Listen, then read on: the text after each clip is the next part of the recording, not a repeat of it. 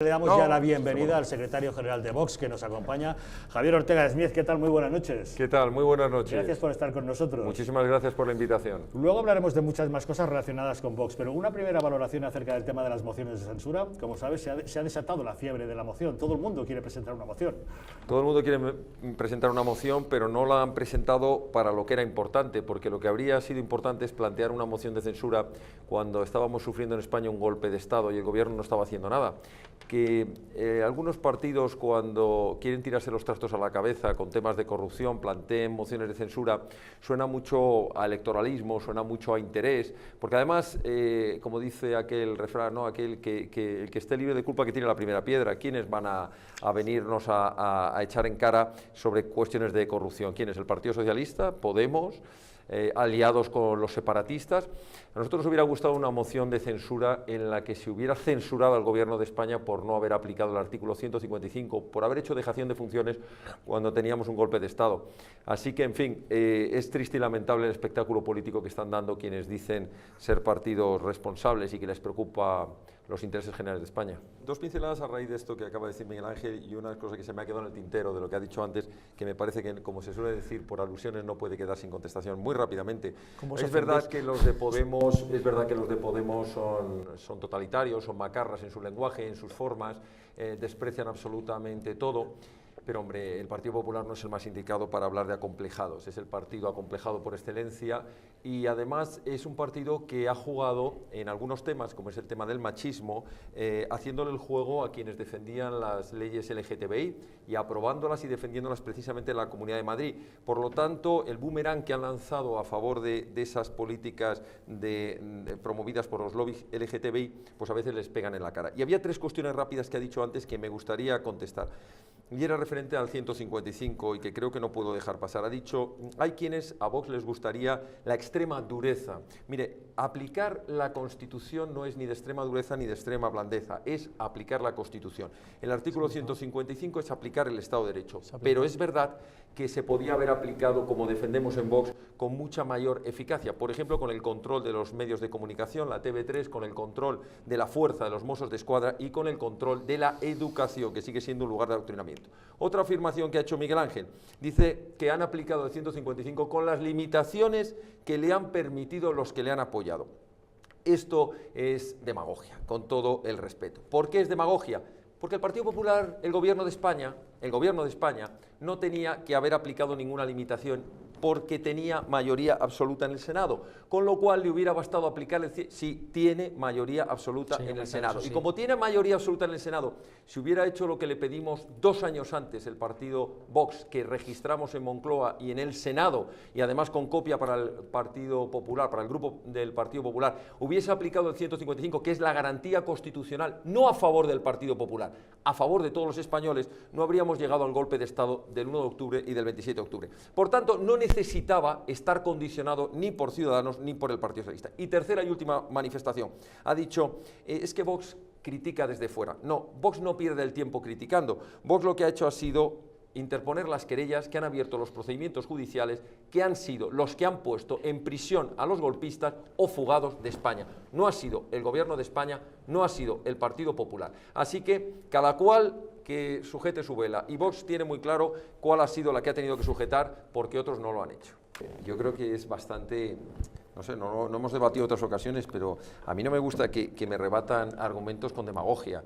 No tiene nada que ver, yo no he hecho ni la más mínima crítica a la cuestión sexual de nadie, que me parece estupendo que sea homosexual, que sea bisexual o que sea lo que sea, porque yo no entro en las cuestiones sexuales de cada uno. Yo estoy hablando de unas leyes del lobby LGTBI que se llaman de no discriminación, que han sido apoyadas por el Partido Popular y, por cierto, por Ciudadanos y, por cierto, por todos los demás, el PSOE y Podemos, no discriminación.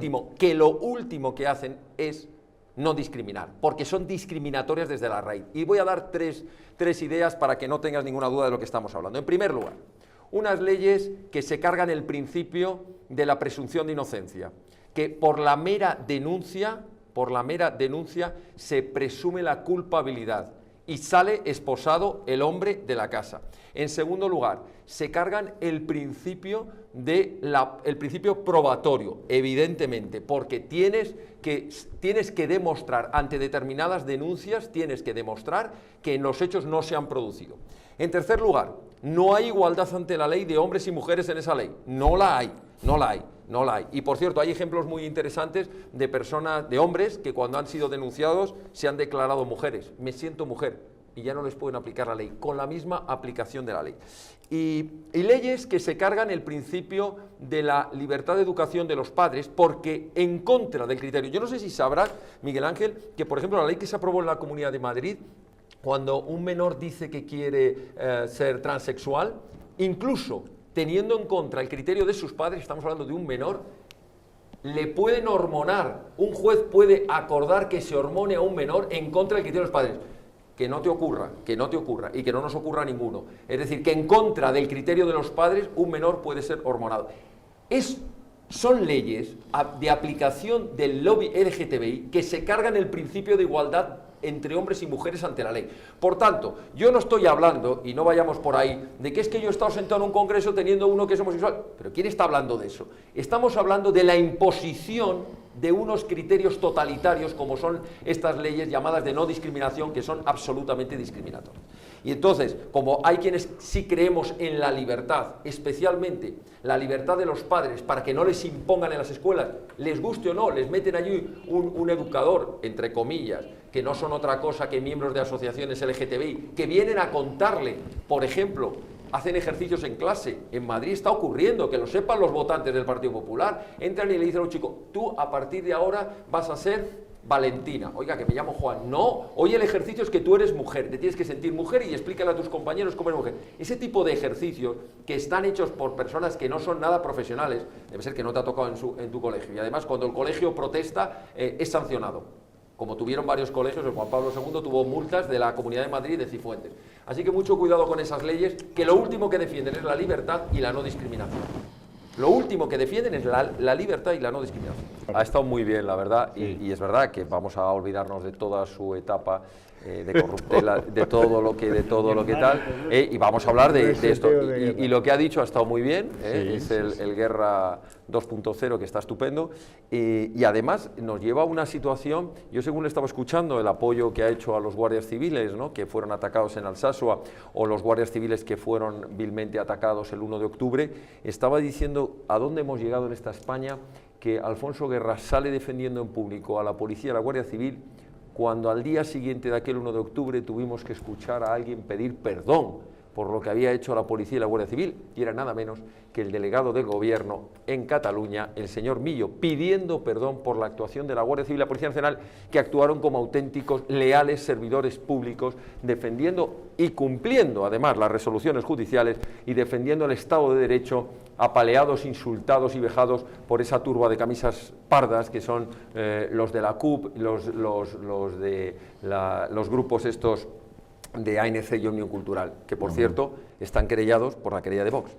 Un año después apareció la Fiscalía. Lo digo para que no haya dudas de quién interpuso las querellas, quién abrió los procedimientos y quién se sumó un año después, que es la Fiscalía General, y 1 año y 4 meses la Abogacía del Estado, y solo por el delito de malversación de caudales. Nosotros iniciamos en febrero del 2017 los procedimientos, hicimos toda la investigación, y ¿saben ustedes cuándo apareció en estrados aquí, a mi izquierda, en el Tribunal Supremo, el abogado de Estado? Febrero del 2018, abogado del Estado, febrero del 2018, y solo por los delitos de malversación.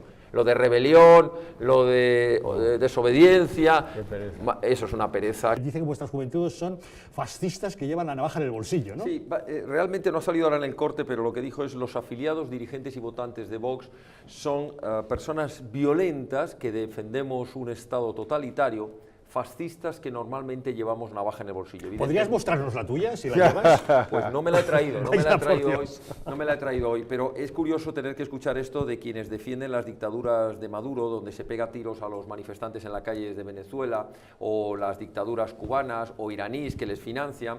Que, por cierto, es un gran cumplidor de la legalidad, cuando tenía un asistente al que no pagaba, no tenía dado de alta en la Seguridad Social, pero sobre todo quienes defienden regímenes totalitarios, vengan a decirnos a los demás por qué hemos cometido, los jóvenes de Vox, a través de una iniciativa que se llama Cañas por España, cometieron el tremendo delito para este gran demócrata de poner una pancarta en la que decía bienvenidos refugiados y ocupas, en la casa el casoplón que se han comprado Irene Montero y Pablo Iglesias. Claro, es el mismo cartel que nos obligaron a poner y a soportar en el Ayuntamiento de Madrid. Oye, bienvenidos los ocupas, bienvenidos, pero bienvenidos a tu casa.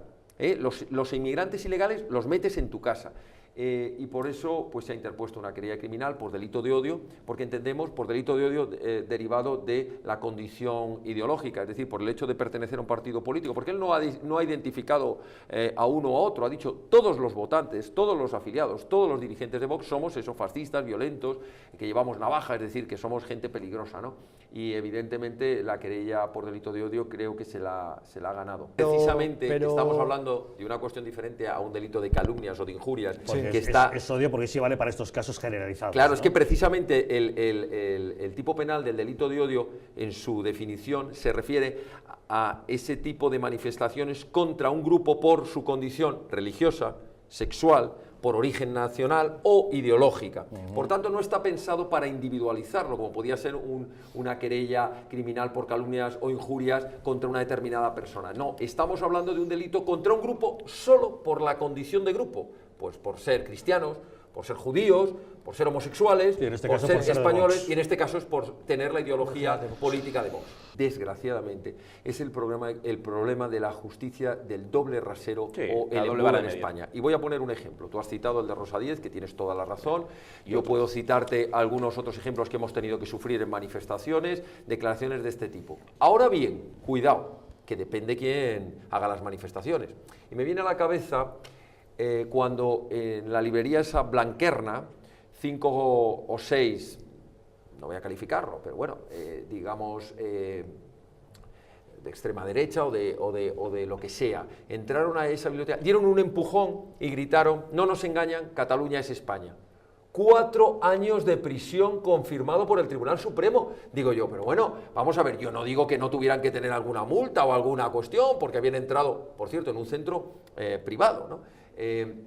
Yo he sufrido en el Pleno del Ayuntamiento de Jaén, presentando una moción de censura, que por cierto se aprobó, requiriendo al presidente del Gobierno la aplicación del artículo 155, he sufrido como el SAT, el Sindicato Andaluz de Trabajadores, me intentó agredir, me llamaron a mí y a la concejal nuestra allí, fascista, mercenario, gilipollas, con perdón por la audiencia, etcétera, etcétera. Quisimos meterlo por delito de odio y nos dijeron, no, que era un altercado leve. Si eso llega a ocurrir contra gente de Esquerra Republicana o contra algún dirigente del Partido Popular, a lo mejor la justicia se lo tomaba en serio. Sí, pero ¿cuál es el problema? Debe ser contra uno, pero yo lo he sufrido en persona. El alcalde anterior del Partido Popular ¿pusiste también. la querella por delito de odio? Se han puesto querellas y todas fueron archivadas. Bueno, pues o sea, eso el nos alcalde, demuestra, o sea, pues y esos entonces, insultos también. Pues nos demuestra llegamos, que hay doble razón. Yo quería felicitarle a Javier, seguro que es una obra extraordinaria, yo la leeré encantado, pero también por la doble razón de ser. Seguro que es apasionante como novela, sí, pero especialmente la otra faceta, que es la de servir de instrumento educativo y educar en el conocimiento de algo que ha sido probablemente la mayor tragedia de la humanidad. 100 años, 100 millones de muertos. Y además hacerlo ahora, que hay una parte de la juventud que ha sido nuevamente absorbida por la mentira del marxismo, que aunque se pinte de morado con circulitos de los mayores totalitarios, porque los encuentras en la CUP, los encuentras en Esquerra Republicana, los encuentras en Bildu, los encuentras en Podemos, que beben estas fuentes con una ignorancia absoluta, la inmensa mayoría, de la tragedia que supuso para la humanidad en todos los países del mundo donde se sufrió el marxismo. En España hubo que sufrirlo en los prolegómenos de la guerra civil, durante la guerra civil, y hacerlo además en un momento en el que otros autores, estaba pensando ahora en el libro de Federico Jiménez Los Santos, también, la historia del comunismo, vienen a aportar luz en un tema que parece que ya era que ojalá pudiéramos decir, ya no hace falta estudiarlo, el que quiera, por conocimiento, ¿no? Pero no es necesario. No, es absolutamente necesario. Es más, tendría que estudiarse a fondo en los planes de educación, que se sepa realmente, por supuesto, también el nacionalsocialismo y también el fascismo, por supuesto.